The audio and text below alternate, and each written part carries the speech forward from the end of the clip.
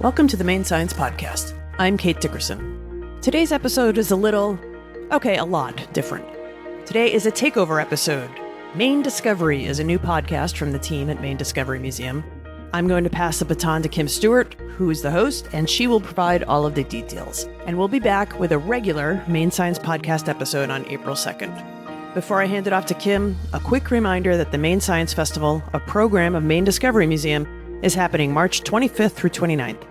The program is online. We'll include a link in the show notes. And some good news to share. The Bangor Chamber of Commerce has named the MSF its Nonprofit of the Year. We are looking forward to the award ceremony in April. Thanks, Kate.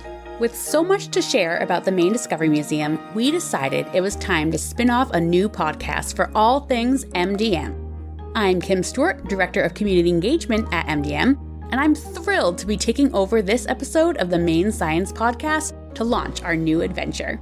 A regular feature of the Maine Discovery Podcast will be recordings from an event I host called Taproom Tales, where we hear stories about the human side of science.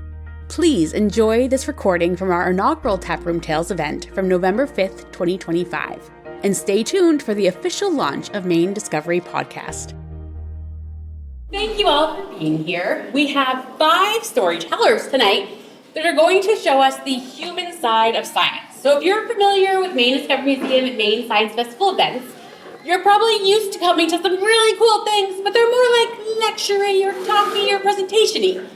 And this event is different because you don't have to be a scientist. In fact, we only have one real scientist. Real scientist, you're all scientists, but telling a story. So this is just showing how science impacts our daily lives. It can inspire you in every single day and every single person.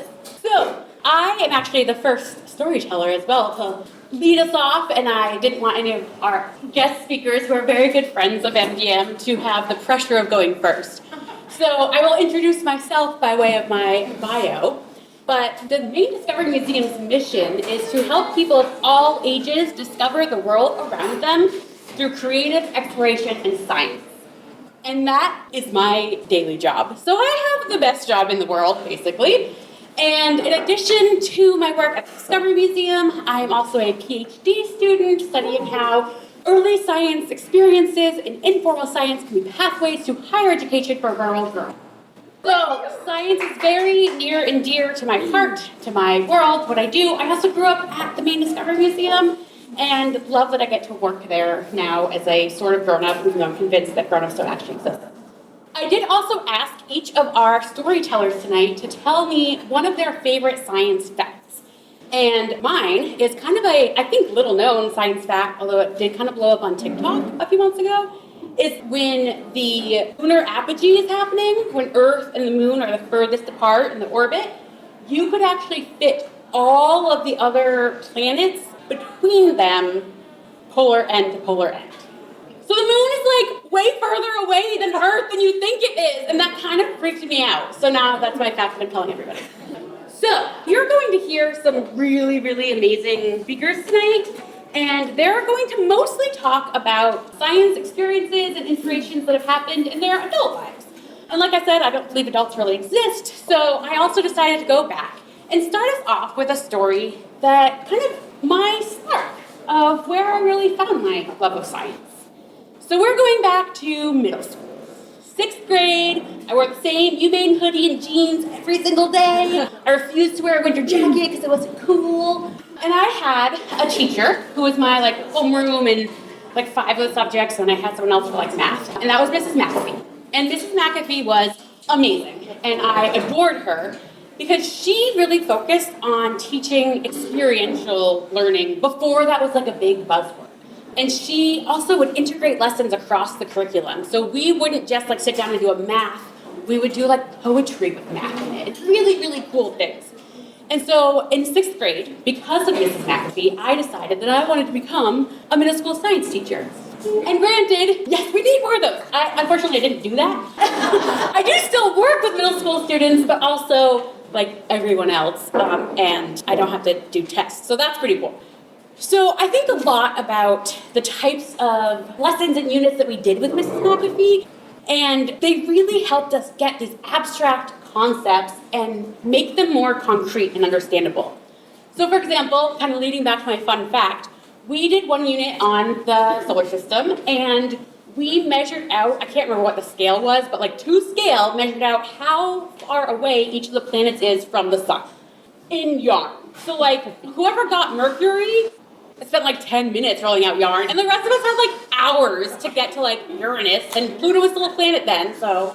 And then we went out, and at James F. Downey School in Bangor, there's like 4 different sports fields that are all connected. So we all went out and stood as the sun beginning, and then had to like run with our yarn to see how far we could go. And we couldn't go far enough because we hit the end of like the 4 fields and the hill to the next school. So things like that really showed these hugely difficult to conceptualize ideas that she just made really cool, and we were interested in that. So one unit that we did was a survivor unit. And it was integrated across the curriculum, language arts, we were doing math, we were doing science, we were doing all the things in this weeks-long survivor unit. And we were put in small groups, and we had to live on this deserted island that we were dropped on. And we were 6th graders, so we could not take this lightly. We were put in small groups, and we were competing. It did not matter that we could all survive, no. We need to be the one group that survived. So we had this whole packet, and we had like certain materials that just everyone got, and then there was like a list of 20 things, and you got to choose like 5 of them, and then you had like 3 things that you could be like, whatever you wanted to bring for this deserted island. And of course, again, we're 6th graders, so there was like, oh, I got my iPod. Like, that thing died the second day we were there. Pretty quickly, we realized like, you need food and drinking water on a deserted island, and I don't know if we just assumed there'd be a lake or a stream or something, but there wasn't. So we're just with the ocean. And some of these kids, I swear, didn't even know you couldn't drink salt water, so I think we lost one group right off the bat because they drank the ocean and died. But in our materials that everybody got was like a plastic Ziploc bag. And Mrs. McAfee, being the dear, lovely teacher that she was, of course, had some plans for this. So she knew that we were going to learn about evaporation and condensation in the water cycle. So in our baggies, we actually put salt water, and then we all taped our baggies to the window in the classroom, and with the heat coming in, we got to see the evaporation and condensation happen. So we had all these little freshwater water droplets on the top of the bag, and the salt stayed behind in the water at the bottom of the bag. And it was so cool! And we still had to figure out how to get that water out so that we could drink it, but that didn't matter. We felt like superheroes. We made fresh drinking water without any cool science materials or any crazy expensive machinery, like just with the sun. And we thought that was just so cool and so amazing. And it really clicked for us, like, you can do anything if you know how to do science. And so for us 6th graders, that was a big deal. So I think back on that actually a lot. And I think about how into science I got and how understanding everything in the world around us comes back to science, especially through the COVID time. There's just so much, if you have a basic understanding of science, you can feel really comfortable knowing why things are happening, how they're happening. I think if you don't have a basic excitement for science, you don't really want to learn those hard, abstract things. So for me, the reason I love the work that I get to do at the Discovery Museum is because I get to help kids and adults sometimes find or refine that spark every single day. And seeing that moment happen on people's faces, it's the world to me. And so I'm going to encourage you all to think back on what your spark was. Whether it's something that happened in school when you were a kid, whether it was seeing like a whale watch for the first time, not a whale, a seal, okay. Whether it's the first time you saw lightning or watching the stars. What was your spark as a kid? And do you still have that spark? Or do you need to go back and rekindle it? So think about that spark and think about how science truly is everywhere and how science is really, really cool. Thank you.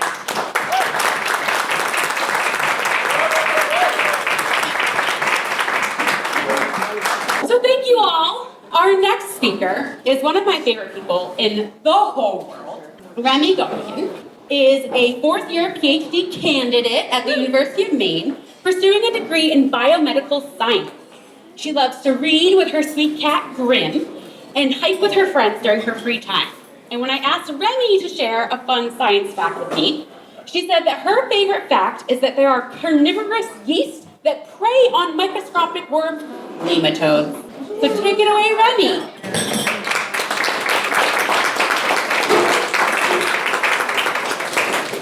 Thank you so much, Kim. First off, I just want to thank Kim and Kate and the Maine Science Discovery Museum for hosting this. It's a wonderful night. I also want to thank my PI, Josh Kelly, who is right there in the back. So, quick show of hands. How many of you are currently enjoying beer or have had beer before tonight? Real quick. Yeah, okay. So, the organism I work with, the humble brewer's yeast, not only makes delicious beer and bread, but it's also a powerful model organism used in biomedical research. Tonight, I'm going to share with you how I became obsessed with how these single-cell wonders get it on. Brewer's yeast can reproduce asexually through a process called budding, where a bud grows from a parent cell, producing a genetically identical daughter cell. However, they can also reproduce sexually to promote genetic diversity in the population. But how, I ask you, do non-motile yeast, who don't have a flagella like a little tail to move around, how do they find a mate? How do they find a partner in complex cellular environments? So to do this, they will release pheromones, or little chemical signals, into the environment. Now, yeast usually look oval in appearance, right? But once they detect these little chemical cues with receptors along the cell surface, they will elongate towards the source of pheromone and form a mating projection called, which is my favorite word now, everybody say shmoo with me, shmoo. So this changes their shape from looking like an oval to more of like a bowling ball pin. And this growth in one direction in response to an external stimulus is known as polarized growth. It's also really cute to observe in the lab. Yeast are not the only cells that exhibit polarized growth. Neurons in your brain, macrophages in our immune system, epithelial cells in our digestive tracts are just a few examples of other cell types that polarize. When yeast shmoo, multiple different cellular systems coordinate together to produce this mating projection. These systems stop the cell from dividing. They convert this external signal to an internal effector. And they orchestrate changes in the structure of the cell and help transport building blocks to generate this elongated shape. We know a lot about how separate systems contribute to the shmoo formation, but we don't really know about how these systems crosstalk with each other. And that's where we come in with our research. So to answer this question, we made the shmoome. Myself and my project partners are imaging every protein known to contribute to the growth of a shmoo. That's 101 different proteins. And we are trying to determine where each one of these proteins localize in the cell when that shmoo forms. So we've made this huge data set, this big catalog of where each protein is. And guess what? A lot of these proteins overlap because they interact with each other. Using this novel pipeline, we plan to use the shmoome to predict new signaling pathways and characterize proteins with no known function. Yeast mating is one of the simplest and clearest systems we have for understanding how cells recognize and respond to each other. The same basic communication, chemical signaling, receptor detection, response, that's used in the cells of our own bodies. When your immune system detects a virus, when neurons form connections in your brain, or when cancer cells ignore signals and grow out of control, those are variations of polarized cell growth. My main takeaway of my talk is that when we figure out how yeast find love, we're really decoding how life communicates. So next time, raise a glass of beer, take a moment to thank the humble yeast.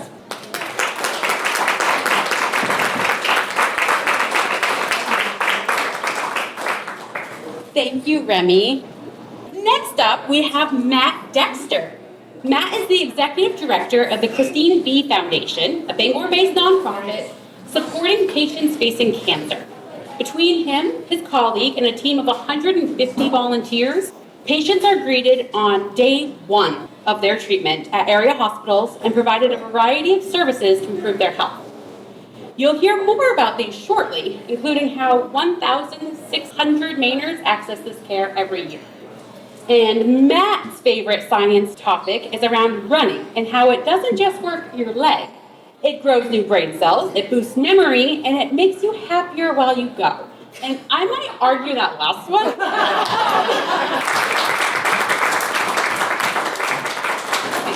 Thank you for that introduction. I've heard that before about running. My partner Sam back there thinks I'm nuts when I do that. It's hard to follow Remy's talk with the science of every pint and Kim's energy. I'm a big fan of the museum and the Science Festival, and this event is phenomenal. I hope more come, Bangor Brewer and beyond, because like Kim's call to action, we all have a story of science. Got a few more coming up, excited to hear, but maybe next tale can be told by you. So what's my tale?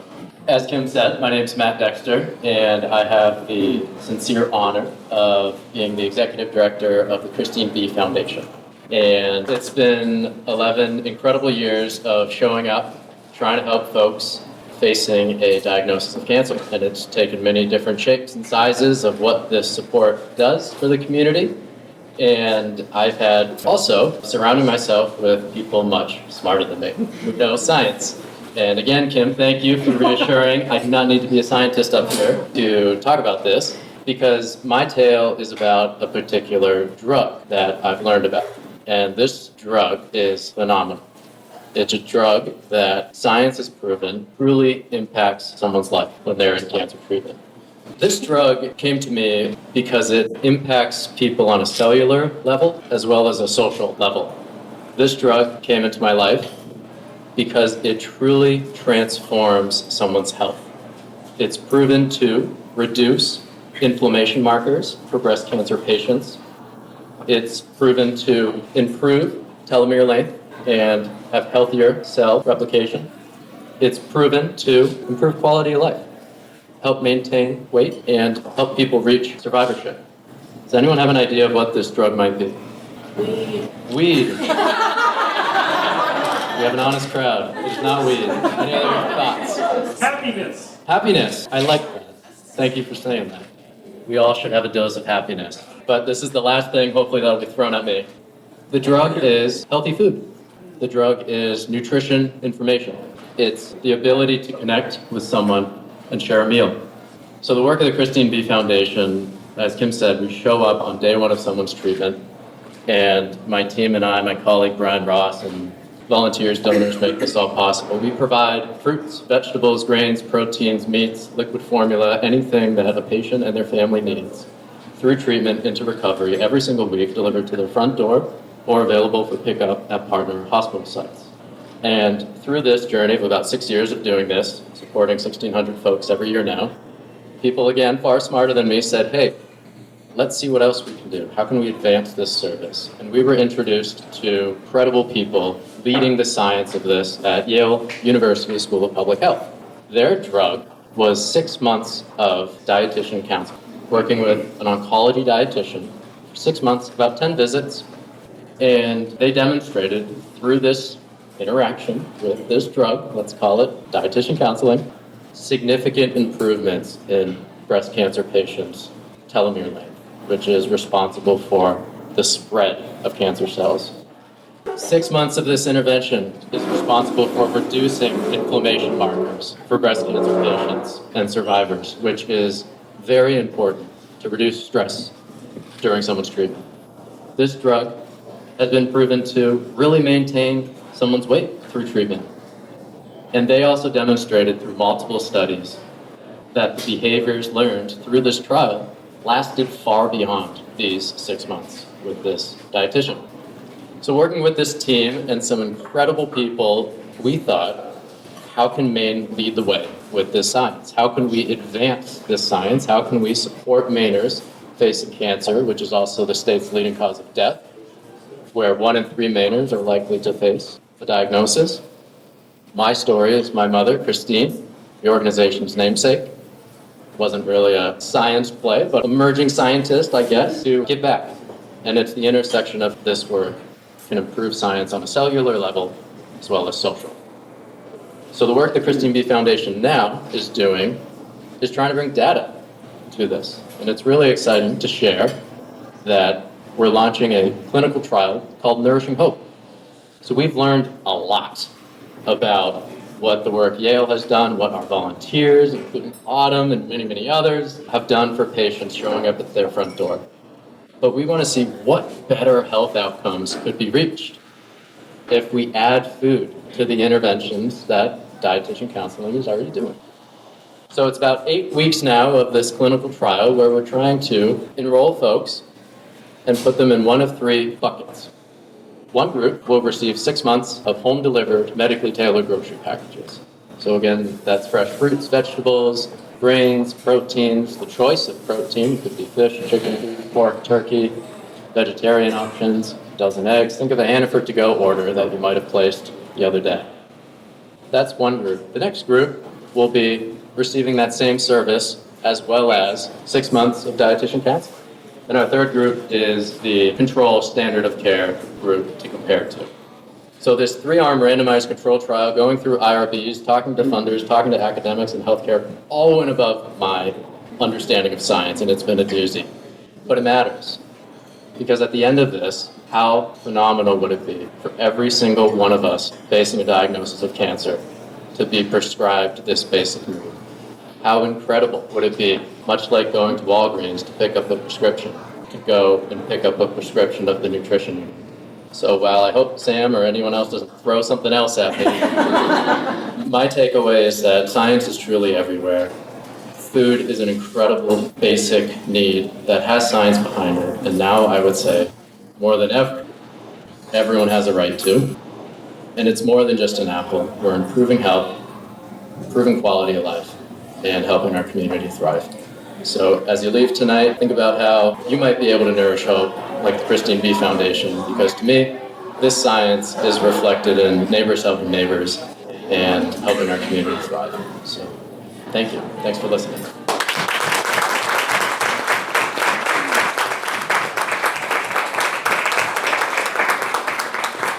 Our penultimate storyteller of the night, Jen Shepard. Jen is the artistic director of Penobscot Theater, co-owner of Improv Acadia. Although a theater kid through and through, her favorite subject in school was biology. Well, and lit, and Spanish. So she kind of just likes learning. I also want to note that Jen is so excited to be a storyteller at this event tonight that she's on vacation right now. And she still came to work and be at this event. So thank you, Jen. And Jen's favorite science fact is that the only marsupial on this continent is the opossum. And as if that wasn't enough, it's also the least likely of the fur-bearing mammals to contract rabies. So way to go. And now I'll hand it over to Jen. Thanks, Kim. Thanks. All right. Hi, everyone. Thanks for having me. Kim, thanks for the great introductions that I wrote. I'm very excited to be asked to be a part of the first Taproom Tales. I have some science, but I really am truly a theater person, and I have a background in comedy. And I am sort of an exotic person. You wouldn't know it to look at me, but I'm from the Midwest. So I'm from the Midwest, and I actually attended the University of Iowa, and most of the folks from Iowa would go to Chicago after graduation. Why we did that, I don't know. We migrate like geese, I guess. So I ended up in Chicago thinking that I would do theater because that's what I had done professionally since I was 16. And I ended up getting involved in improvisational comedy. The Second City is there, and Improv Olympic, places that launched the careers of people like Chris Farley, Stephen Colbert, Tina Fey, people like that. Some of whom were like around, but at the time it was like, well, that's just Tina. You know, it wasn't like, that's Tina Fey. Later it became that. And at the same time, that didn't pay. Most people in Chicago, particularly people who are at the beginning of their comedy careers, because they're terrible, and that included me, for sure. I did all that for free. So I would pay for the classes, or I got scholarships, and I got a job at Northwestern University. I was lucky because they were just founding a department called the Institute for Neuroscience, or in short, it was NEWIN, Northwestern University Institute for Neuroscience. Now, this was headed up by an Italian professor named Enrico Mignani. It was an entirely international lab. We had people from Slovakia. Sorry, that's the Marvel movie. We had people from Slovakia. Say science. That's right.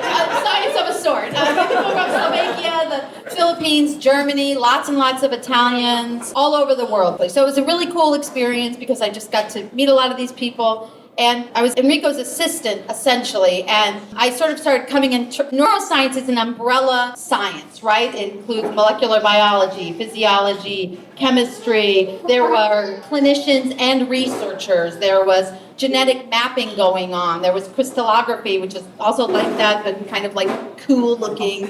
And this is my layperson's understanding of it. So I helped with a lot of the interviews to create the institute. I would bring in the professors and arrange their itineraries. So I would listen to the first 2 minutes of their talk. And to my shock, I was up to a point, I'd be like, I get it. And then I would be like, I don't get it. But that was okay. At the same time, as I was studying improv, I got into sketch comedy. Now, you've all seen sketch comedy. That's Saturday Night Live, Second City. Good. People are nodding. It's not always done well. When it's done well, it's a delight. When it's not, it's a torture.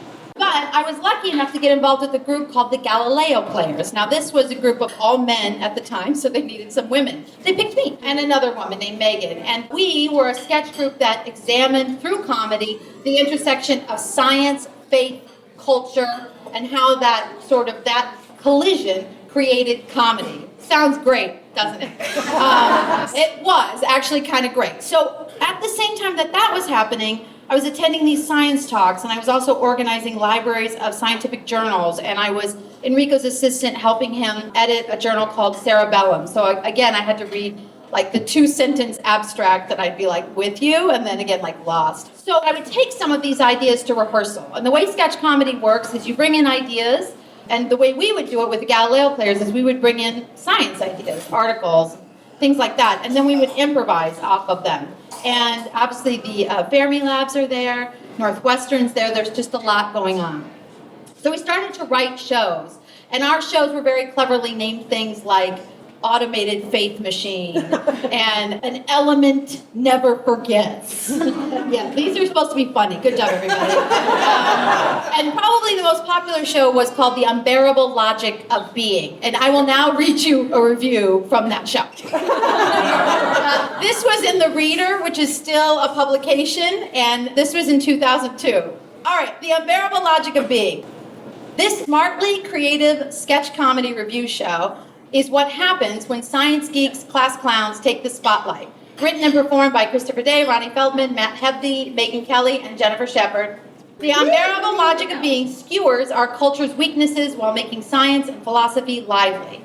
For the most part, tightly written and enthusiastically played, the sketches teach us about ant loyalties in a steam film noir bit that is the show's highlight, number theory, and the legacy of astronomer Tycho Brahe.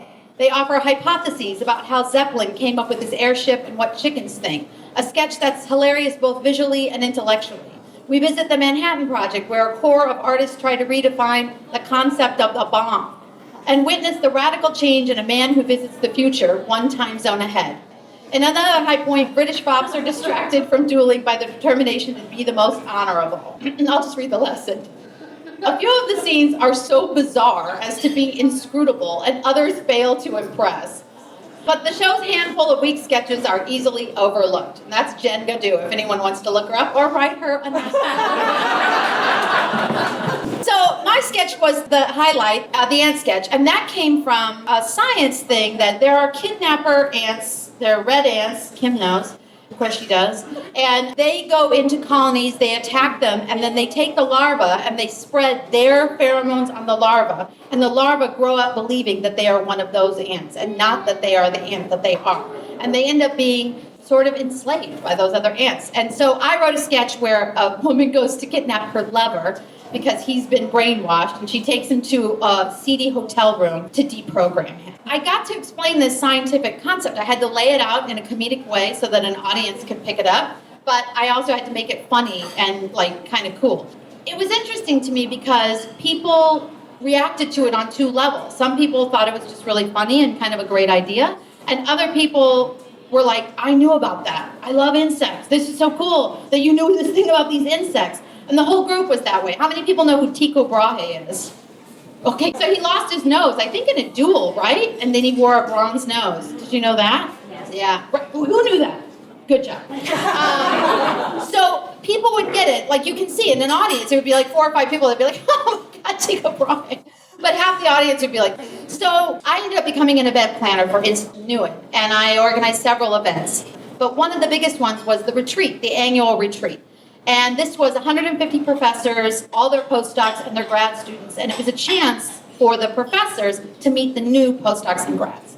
The professors that had the most success were the ones that could actually share their science in a way that was translatable.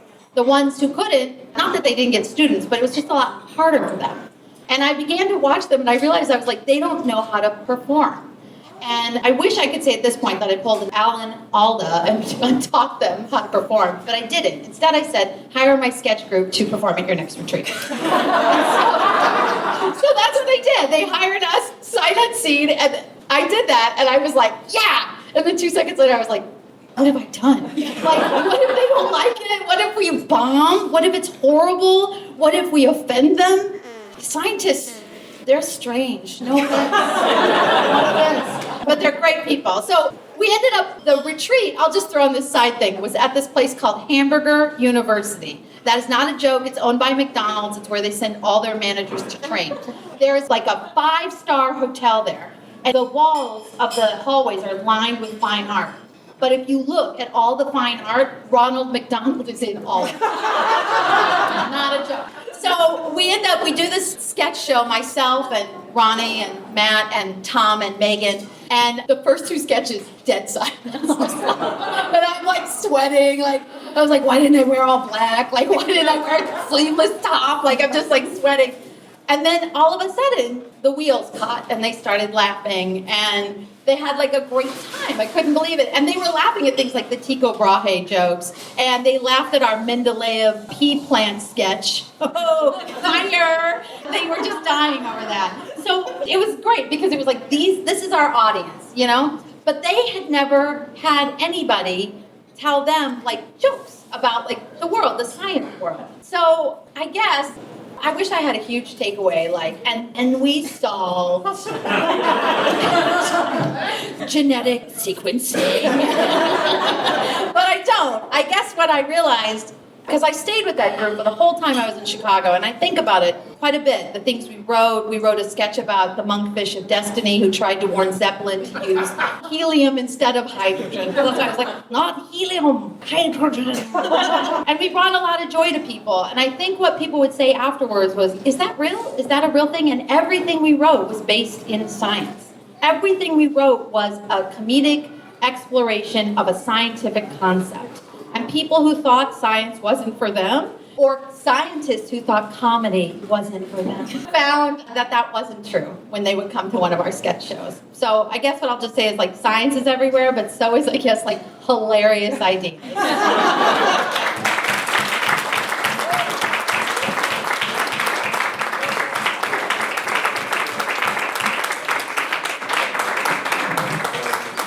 Fantastic. Thank you, Jen. Ever so slightly taller than you because I have heels on. Last, but certainly not least, in our storytellers tonight is Jessie Moriarty.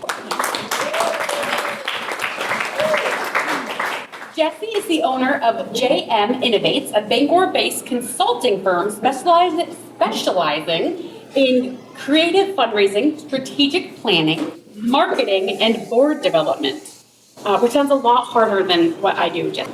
She previously served as the Chief Operating and Experience Officer at the Heart of Maine United Way.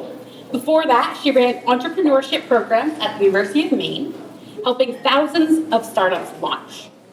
Jessie is an Innovation Engineering Black Belt, a member of the Bangor Rotary, and a founding member of Story Slam Bangor.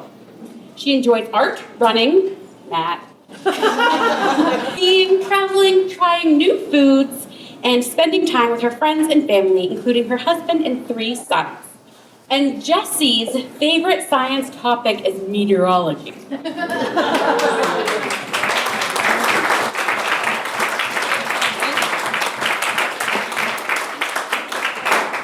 my gosh, thank you, Jen, for making this work for both of us. So yeah, my name is Jessie Moriarty. I don't have a fun science fact because I'm actually a math girl. I'm very much like it is or it is not, and science is very much like, well, 8 times out of 10 it happens, so it's real. And that just isn't for me, but that's great, and I'm glad it works for other people. So my story actually begins back in 2001. So I was a student at the University of Maine, and I have to just give a shout out, like I have friends from so many different parts of my life here right now. It's like kind of amazing. So in 2001, I was a student at the University of Maine, and I had been told that I needed to apply for a job at Bangor Hydroelectric Company. But it was an old boys club, and so I wasn't going to get the job. And the job was webmaster, which used to be like a real thing that people did for work. And so I go to my first interview knowing like I'm not going to get this job, and that's fine. Like I was about to graduate. I was a single mom. I had a 4-year-old son. And my plan was to move back home. I grew up in southern Maine to work at this restaurant I'd worked at forever. So I go to my first interview expecting these quote unquote old boys, not having any idea what in the world that meant. So I walk into the first interview and it's this packed little conference room. And there is this very cute boy in the interview. And I got home and was like, old boys? Like, there's definitely cute boys there. So I was pretty psyched, and I then had 2 more interviews, and at this point I'm starting to get annoyed because I'm a single mom, I'm a student at the university, I can't afford the clothes for this. Like, this is crazy. And I've been told you're not gonna get the job. So I'm like, okay, whatever.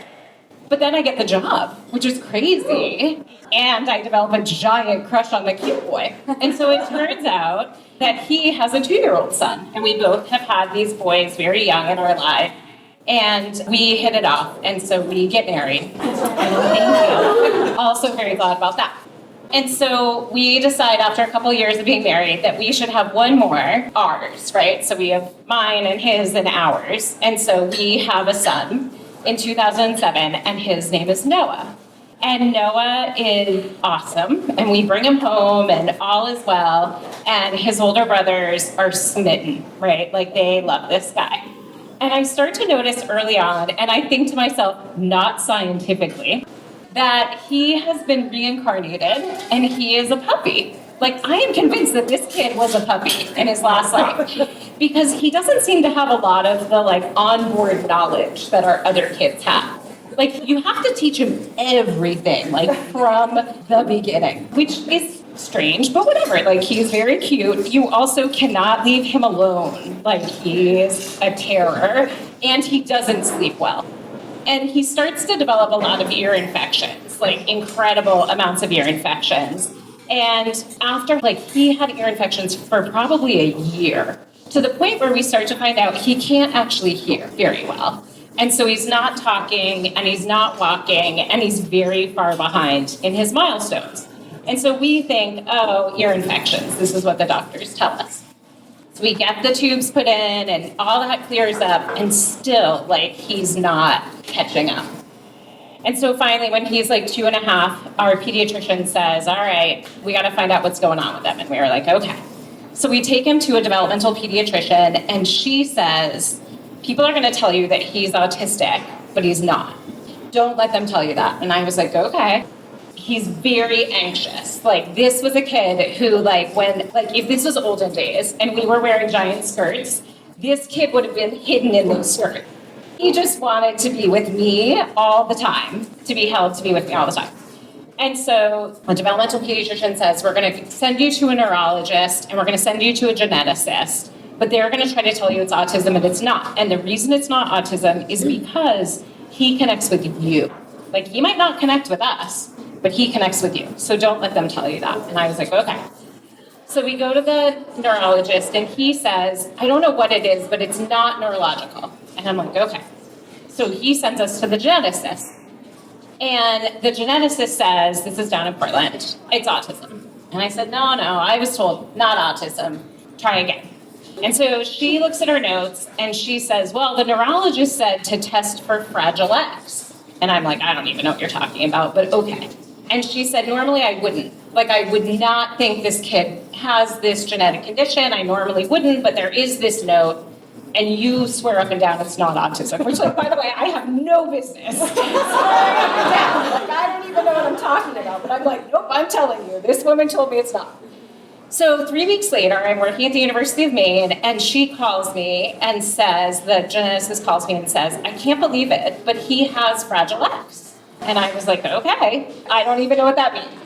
And she said, what's interesting about it is that he's a mosaic. And I was like, again, I know nothing. Can we talk about math? So what's interesting about this is when you have a genetic condition, there are sort of a couple of different routes that can happen. So you can be a full mutation, which means every one of your cells have that mutation. Or you can be a mosaic, which means not all of your cells have this genetic mutation. And so she was talking to me about Down syndrome and said someone with Down syndrome has an extra X chromosome. And if they're a full mutation, it means every one of their cells has that extra X. And with Noah, he has Fragile X, which means that when you look at his cells under a microscope, part of that X chromosome appears broken. But sometimes, when you go back to the Downs example, there are folks with Downs where not every cell has that extra X. And so they're kind of like a chameleon, right? They don't always have the facial features. They don't always have sort of the things that we traditionally think about with Downs. And she said, your son is like this. He is a mosaic, which means that that's kind of how he's got away with this for so long, that no one's been able to figure out that this is what's going on with him, is because he's a mosaic, not all of his cells have this mutation. And so this mutation for him causes this issue where he doesn't make this certain kind of protein. Again, it has a lot of numbers and letters, no idea. This certain kind of protein that helps your body develop, helps your brain grow, helps do all these things. So his body does not make enough of that protein, but it does make some. And so I, of course, am like, well, let's take samples. Like, how much does he have? Like, tell me more. And she said, we can't figure that out. Like, it could be totally different. And I'm like, all right, fine. So she sends us home with all the books. Here's the book on Fragile X. Here's all the things. And so I read all the books. And she says to me, he's going to probably be with you for the rest of his life. And I am looking at this very rambunctious 2.5-year-old, 3-year-old who cannot be left alone, who does not sleep, who is like a puppy. And I'm like, oh, please no. Oh, please no. Like, this cannot be the rest of my life with this kid. But okay. So years go by, and I read all the books, and I finally say, I'm done with this. Like, I can't be this deep in this science. And I had gotten this really good advice. Someone had said to me, and her son had Down syndrome, that, I'm thinking, like, we need every therapist, we need all the things. And this woman I worked with said, no. When he's at school, when he's at daycare, when he's at all these places, that's when he will learn. That's when he will work the hardest. And when he's with you, he gets to be a kid. Because he's just a kid. And I was like, okay, challenge accepted. So that is what we did for years and years and years. Like, when he was home, he got to be a kid. He grew out of being totally rambunctious and having to be watched every minute of the day, though still to this day, impulse control is very questionable. And so he can't be left alone for long periods of time, but that's fine. So years go by, we meet other people with Fragile X. He grows and develops. Eventually, his anxiety is really, really, really too much. And so we end up giving him some medication for anxiety and bring it down. He's one of a kind. He's like a nobody you've ever met before. He's one of the funniest people I've ever met. He loves mascots and characters, and he puts up with his mother dragging him from one end of the country to the other. He reads and writes at probably a first or second grade level. He is now a junior in high school. He's awesome. He's one of my favorite people. I cannot imagine my life without him. We'll go back a tiny bit. So about a year ago, I had gotten somebody's missing a pizza.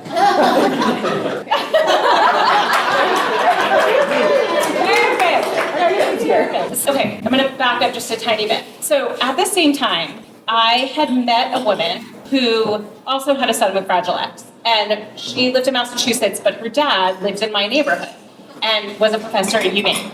And he was a scientist. And so she was always obsessed with all the research going on with Fragile X. And like, she would constantly tell me, like, there's going to be a drug, there's going to be a cure, like, they're going to figure something out. And I was like, cool. I don't believe you. But okay, like, let's say that whatever, let's pretend that that's true. So about a year ago, she contacted me and said, I'm telling you, there's a drug. And I think it just came out. And so she sent me an article in NPR that had come out about a 22-year-old guy who also had Fragile X. And as soon as she sent it to me, a bunch of other people sent it to me. So basically, they were profiling this guy. And what had happened was there was a researcher who was doing work on Parkinson's and had discovered a drug that gets your body to make the protein that no one is missing. Like, somehow it convinces your body, like, missing this protein and you should make it. And what's interesting about the Parkinson's link is those of us that are carriers of Fragile X actually can develop a Parkinson's-like shape later in life. And so there is some sort of Parkinson's link. And so the fact that this researcher had found this drug that somehow was turning on this protein that he's missing kind of made sense to me. And so my friend said, we're signed up, you need to get signed up. And I was like, okay. So that's when I started to get scared, right? Because drug trials, as Matt was saying, like, there's risk. Like, this is not a drug that has ever existed in the world. This is my kid, who I love just as he is, but he is held back by this. Like, he always wanted to be in a musical his whole life. He wants to go places by himself. Like, he's tired of all of us. Okay. He wants a job. He wants to get married. He has this huge list of things he wants to do. And so we start to look into this drug. And as I'm reading this article in NPR, they're talking about this 22-year-old guy who starts taking the drug and suddenly is like having conversations. Like, he's sitting down at one point in his dad's office talking to him about golf. And that's not something my son can do. Whether it's anxiety, whatever it is, he can't have those kinds of conversations. And suddenly this guy's going places by himself, and he has a job, and he's like doing all these things. And so we send this drug trial to a lot of friends, right? We have friends at Jackson Lab, we have friends at UMaine. My brother-in-law ran a pharmacy for years, and we say, please look at this drug and tell us if you think it's safe enough for us to try. Because if anybody came back and said, I don't know, I would have said, okay, we're not doing it. Like, we're going to wait. We don't need to be the guinea pigs. But everybody kept coming back saying, I think it's worth a try. Like, I can't see anything that's a problem. So he started taking the drug in January of this year. And what's fascinating about it is, so we go down to UMass Worcester every few weeks in the beginning, and then they would send nurses to us. What's fascinating about it is not that they were trying to help his anxiety, though holy cow, has it helped his anxiety. It's not that they were trying to help his communication, though holy cow, has it helped his communication. It's not even that it was trying to help his impulse control or anything else. For them, this is about cognition. For them, this is about IQ testing and looking at, can he, at 17 years old, suddenly start to catch up? And he can. And so the idea that he can take a pill, that anybody can take a pill twice a day, that can change your brain that significantly.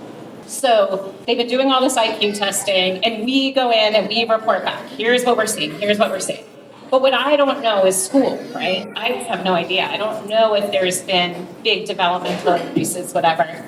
So I can report on home. Oh my gosh. You know, we just took him to Disney and he hung out with his aunts and uncles, and he and his aunt went on this ride together and they were chasing characters. Like, I can report on that. Like, I took him to Meow Wolf, which, like, if no one's ever been to Meow Wolf, yeah, the doctor said to me, so is he hypersensitive to lights and sounds? And I was like, well, I just took him to Meow Wolf, so I'm going to go with no. So anyway, we go to his annual, and his teachers know that he's been in this drug trial, but have reported things like, well, he seems to be paying attention more, whatever.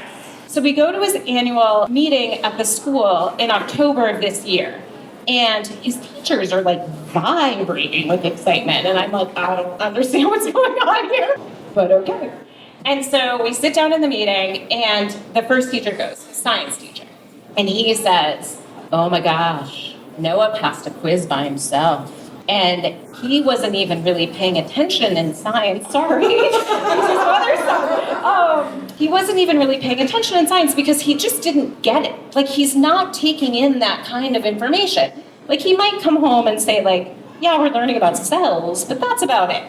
Like, he just isn't getting that kind of stuff. And suddenly, his science teacher is reporting that he is taking notes, that he is paying attention, that he's asking questions, that he's doing all these things that in 17 years he's never been able to do. And some of that is anxiety, but some of that is something completely different.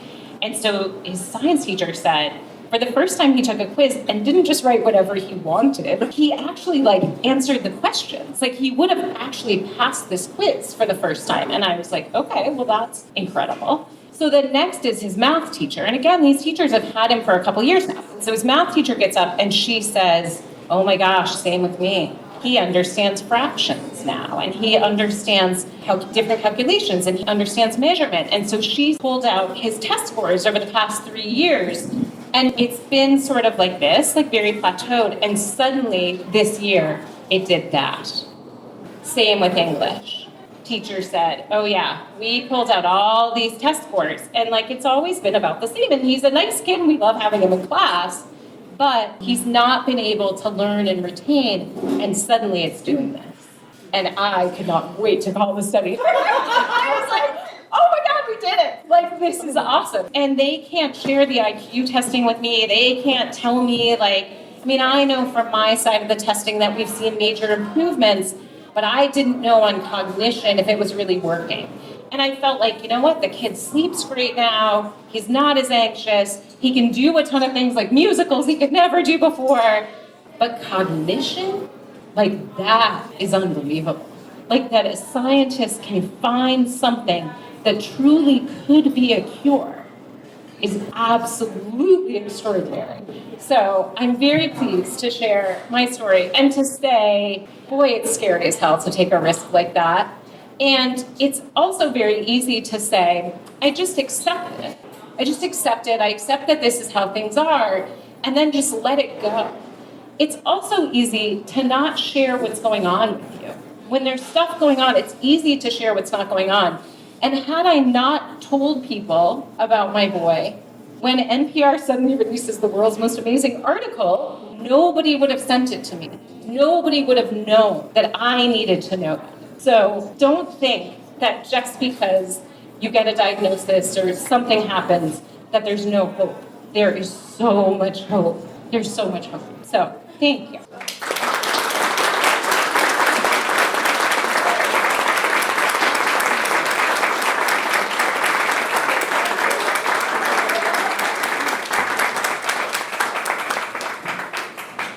Jen did this so easily.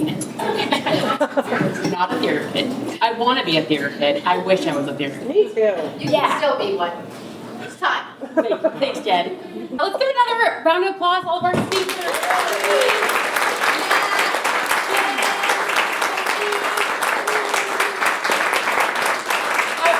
Need to give special thanks to Elizabeth Marnick, who is the person who actually came up with this idea, and she gave us this event to make our own version here. We stole it. But with her permission, she gave us the documents to share.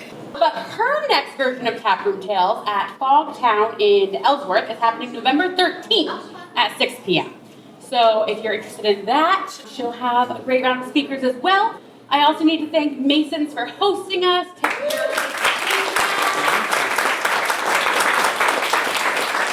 And you'll notice on your tables there are 2 QR. If you loved this event and would help MDM continue to produce high-quality science programming, and I will say, I don't think Kate said this, 94% of our mission-driven programming at museum is free of charge for those who receive it, like tonight's event. So those events are free to attend, but they're not free to produce.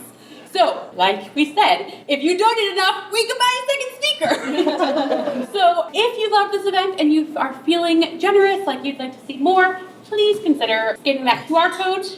Also, the other QR code is a survey. So, like we said, this is our very first Taproom Tales. And yeah, like we do science events, so we kind of know what we're doing, but we would love your feedback to help make this the best event it could possibly be. So, it's very short, and at the very end, if you are so inclined, if you have an amazing science story that you think the world needs to hear, you can sign up and I'll reach out to you and maybe you can be one of our next storytellers. So, yeah, that's it. Thank you for coming to Taproom Tales.